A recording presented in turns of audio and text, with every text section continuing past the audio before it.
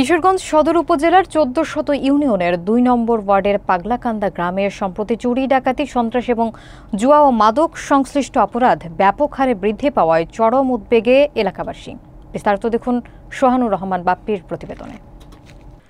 সোমবার ২৭ অক্টোবর দুপুর ১২টায় গ্রামবাসীর উদ্যোগে কিশোরগঞ্জ সদর উপজেলার ১৪শত ইউনিয়নের ২ নম্বর ওয়ার্ডের পাগলাকান্দা গ্রামে এই সংবাদ সম্মেলন অনুষ্ঠিত হয়। স্থানীয় ব্যবসায়ী সহ বিভিন্ন শ্রেণী পেশার মানুষ এতে উপস্থিত ছিলেন।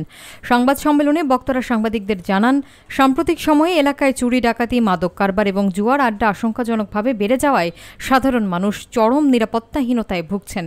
তারা উদ্বেগ প্রকাশ করে বলেন, এই ধরনের অপরাধমূলক কার্যকলাপের ফলে এলাকার শান্তি শৃঙ্খলা বিঘ্নিত হচ্ছে এবং জনজীবন দুর্বিষহ হয়ে উঠেছে।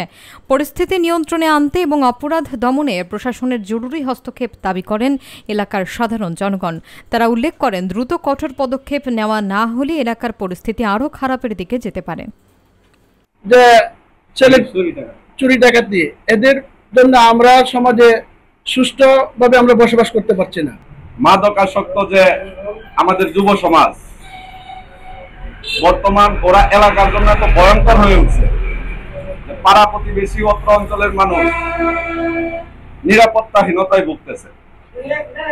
নিরাপত্তাহীনতায় ভোগার কারণে আজকে এই সাংবাদিক সম্মেলনের মাধ্যমে প্রশাসনের দৃষ্টি আকর্ষণ করছি, যেন আমাদের এই অত্র অঞ্চলের সাধারণ মানুষ ওদেরকে নিরাপত্তা দিতে আগ্রহী হয় এবং এগিয়ে আসে।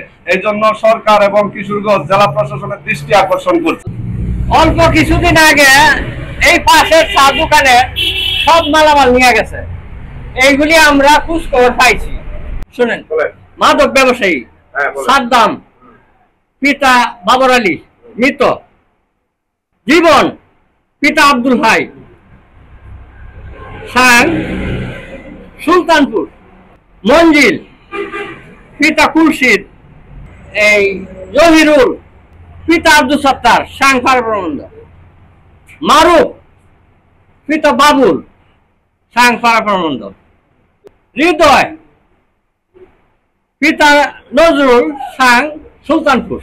এদের সাথে আরো আছে, তবে আমি তো সবার নাম জানি না, আমি যেগুলি জানছি বললাম। আমার নাম কামরুল ইসলাম, ঠিক আছে, পাগলাকান্দা ২ নম্বর ওয়ার্ডের একজন বাসিন্দা। আমার এখানে বিকাশের ব্যবসা আছে। কিন্তু আমি বাড়িতে শুইতে যাই রাত মনে হয় ৩টা-৪টার দিকে, এরকম আমার টাকার ব্যাগ সহ নিচে ইন্ডিয়া মানে মারি কুই দেওয়ার পরে আমার টাকা পয়সা সব নিয়ে গেছে। কিন্তু এই পর্যায়ে আমি এদের কোনো বিচার পাই নাই। জুয়ার যে আসর বসানো হয় এটা আপনার প্রত্যক্ষভাবে দেখে আসেন। মঞ্জিল নামে এক ছেলে আছে, এইখানে কি আপনারা দেখলে পরে পাবেন। এখন এলাকাবাসী হয়তো অনেকের নাম কেউ অবচুরা আছে, সব কিন্তু আমাদের বলা সম্ভব না, যেহেতু আমরা কিন্তু ২-৪-৫ জনের নাম আমরা জানি যে এখানে খেলা করে। ইতিমধ্যে কেউ জেলখানা তো আছে।